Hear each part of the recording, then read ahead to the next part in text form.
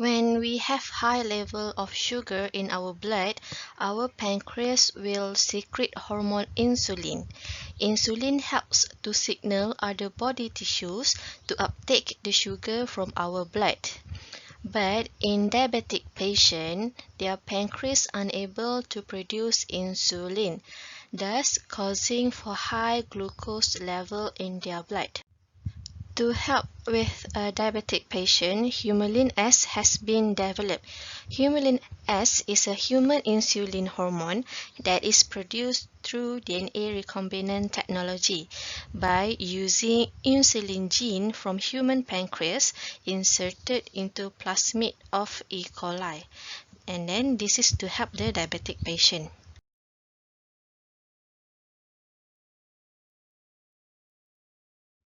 So in this video, we are going to look at the steps in the production of insulin using cDNA. The steps in the production of insulin involve the methods that we have learned in gene cloning, where there are 5 methods in the gene cloning. But we have an extra point here where we will create the cDNA. Complementary DNA or cDNA is a DNA molecule that is synthesized in vitro using mRNA as the template. In Chapter 6, we have learned how DNA has been transcribed into mRNA with the help of RNA polymerase. To produce cDNA, we use the mRNA as the template with the help of reverse transcriptase enzyme.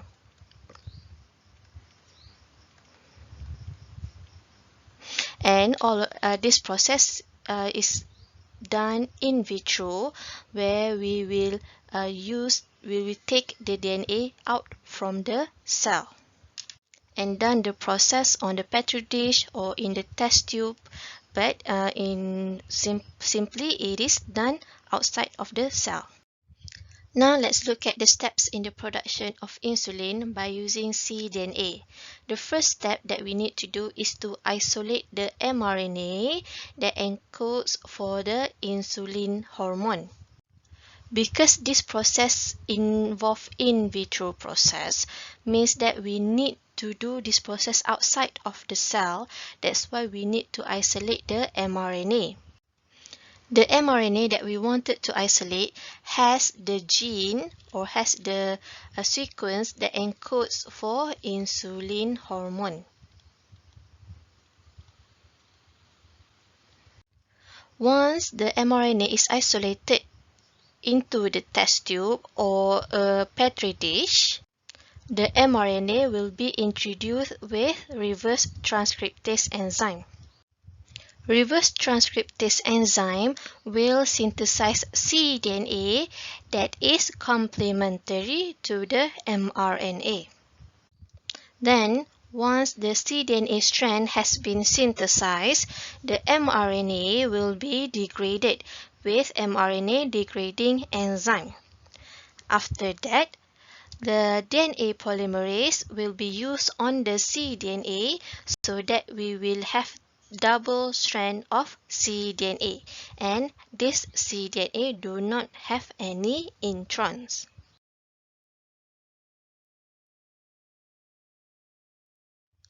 After we have our cDNA with the gene of interest, we need to insert the cDNA into a plasmid.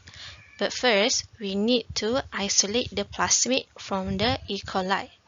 Once the plasmid is isolated from the E. coli, then the plasmid and the cDNA will be cleaved or cut by using the same restriction enzyme, either EcoR1 or SMAR1. Then, after the cleavage, the cDNA will be inserted into the plasmid and joined together by DNA ligase. Thus, we'll be able to produce a recombinant plasmid or a plasmid that have the gene of interest. Once we have our recombinant plasmid, we have to insert the recombinant plasmid into a suitable host cell through a transformation process.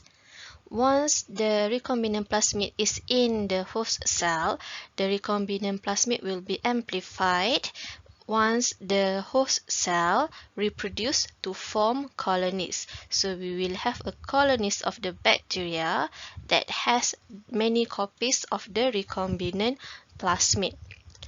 Then we do the process of screening where we take the white colonies and amplify the white colonies. Thus, we'll be able to have the insulin gene will be expressed in the host cell. Once the insulin gene is expressed in the host cell, then the insulin will be produced. When the insulin is produced, so we can extract the insulin from the host cell and further purify the insulin for human consumption. The insulin, once has been purified, can be used by the diabetic patient to help with their glucose level. DNA recombinant technology has widely been used to treat patients as well as in biotechnology where we can increase the production of crops and also create awesome fish as pets. But you need to understand the responsibility that comes with this technology. What is your purpose on using the technology? Is it for the good of mankind or just for your selfish thoughts?